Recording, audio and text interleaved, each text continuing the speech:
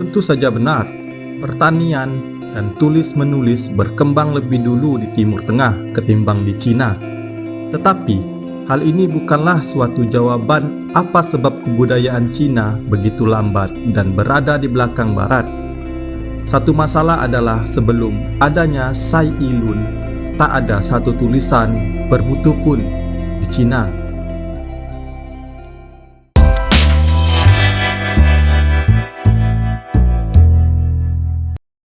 Halo geng, saya Alfian. Apa kabar kalian nih geng? Bertemu lagi dengan channel Perahu Sejarah.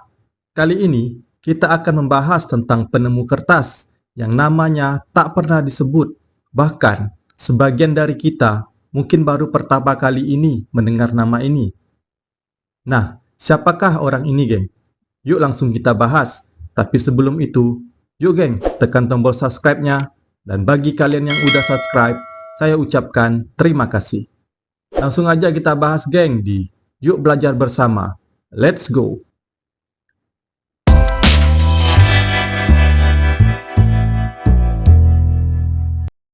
Penemu bahan kertas, Sai Lun, besar kemungkinan sebuah nama yang asing kedengaran di kuping kita.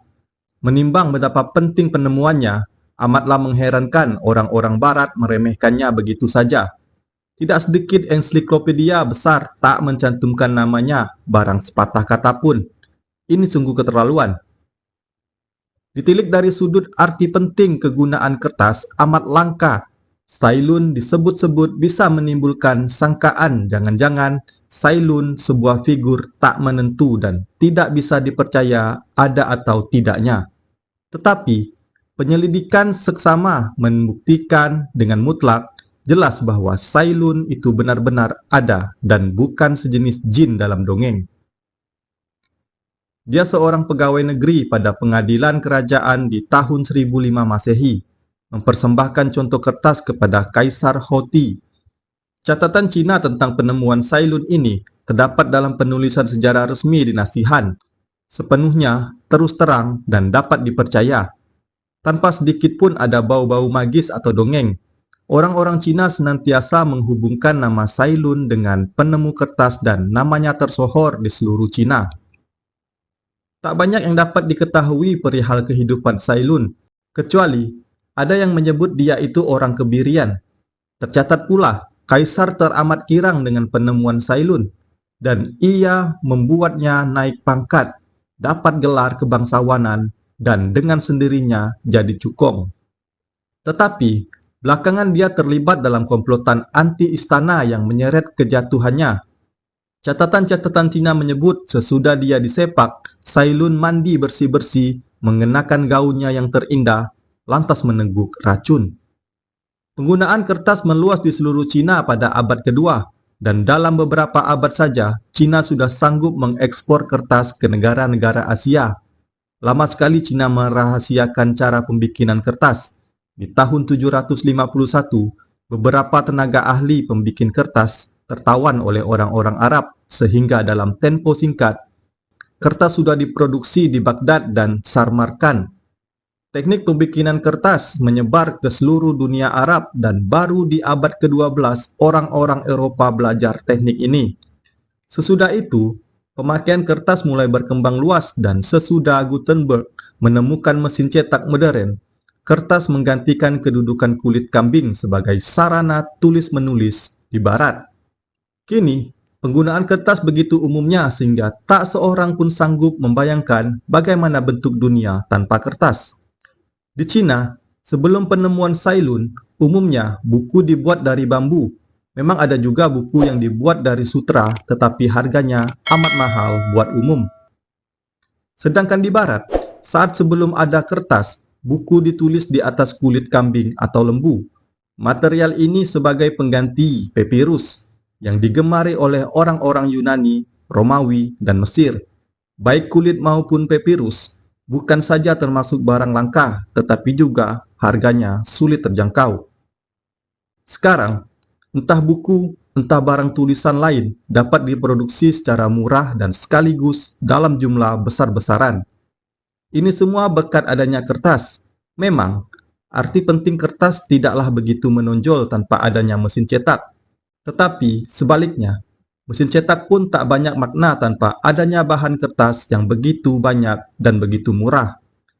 Sebelum masuk abad kedua Masehi, kebudayaan Cina masih dalam taraf lebih rendah ketimbang kebudayaan Barat. Tetapi, pada tahun-tahun 1000-an Masehi, kemajuan-kemajuan Cina sudah melebihi Barat. Bahkan, di abad ke-7 dan ke-8, kebudayaan Cina dalam banyak segi merupakan kebudayaan termaju di dunia. Sesudah abad ke-15 Masehi, Barat ngebut meninggalkan Cina di belakang. Berbagai penyelesaian kultural mengenai perubahan-perubahan ini telah banyak dikembangkan. Tetapi, pelajaran teori tampaknya menggambarkan satu segi penting yang justru menurut orang sekedar suatu penjelasan yang tersederhana sifatnya. Tentu saja, pertanian dan tulis-menulis berkembang lebih dulu di Timur Tengah ketimbang Cina.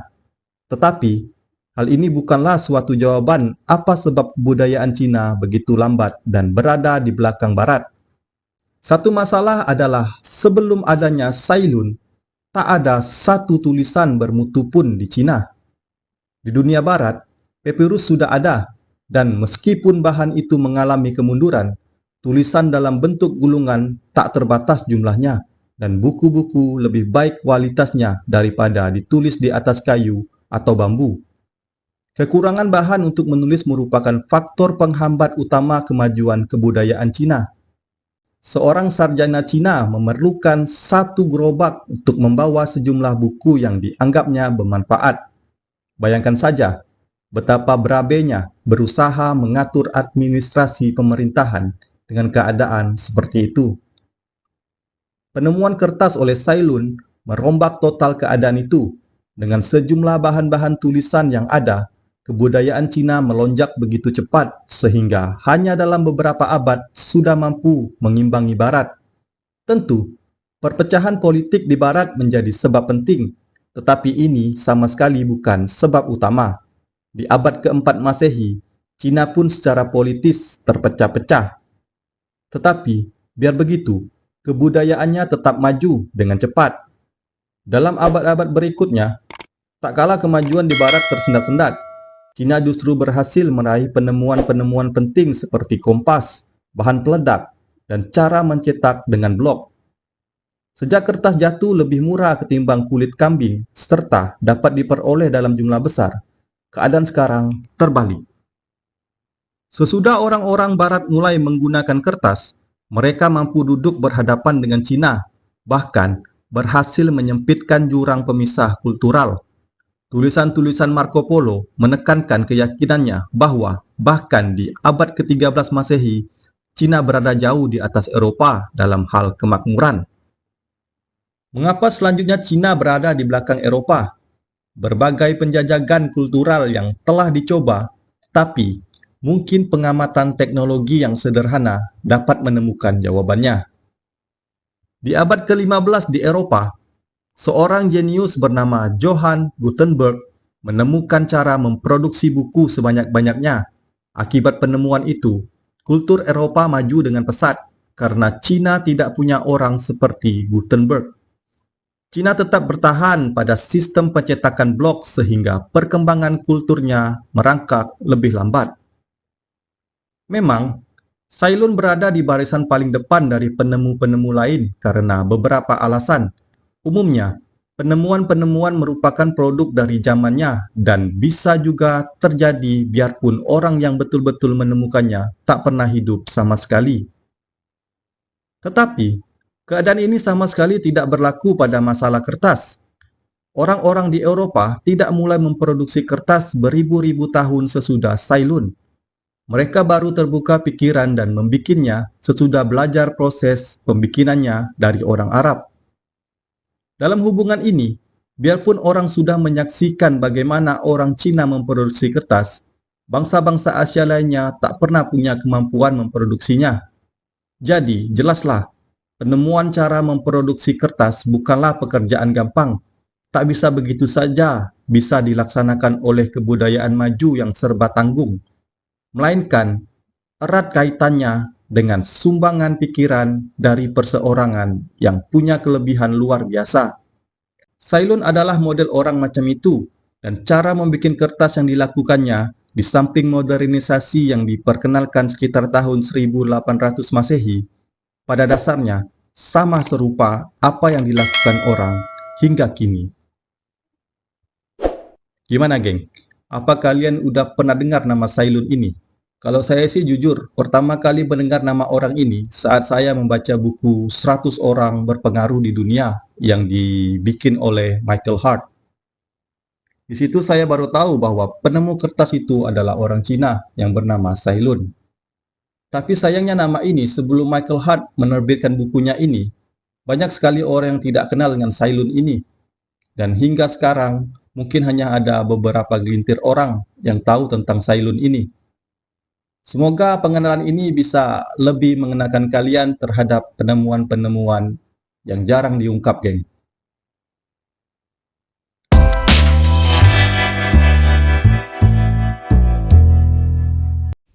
Oke lah, geng. Sekian dulu video kali ini. Semoga video ini bermanfaat dan menambah wawasan kita semua. Jangan lupa untuk like, komen, dan subscribe-nya, geng. Kalau ada salah-salah kata, salah-salah data, dan salah-salah yang lainnya, saya mohon maaf, geng. Saya Alfian, tetap tonton video saya yang lainnya di Yuk Belajar Bersama. Bye!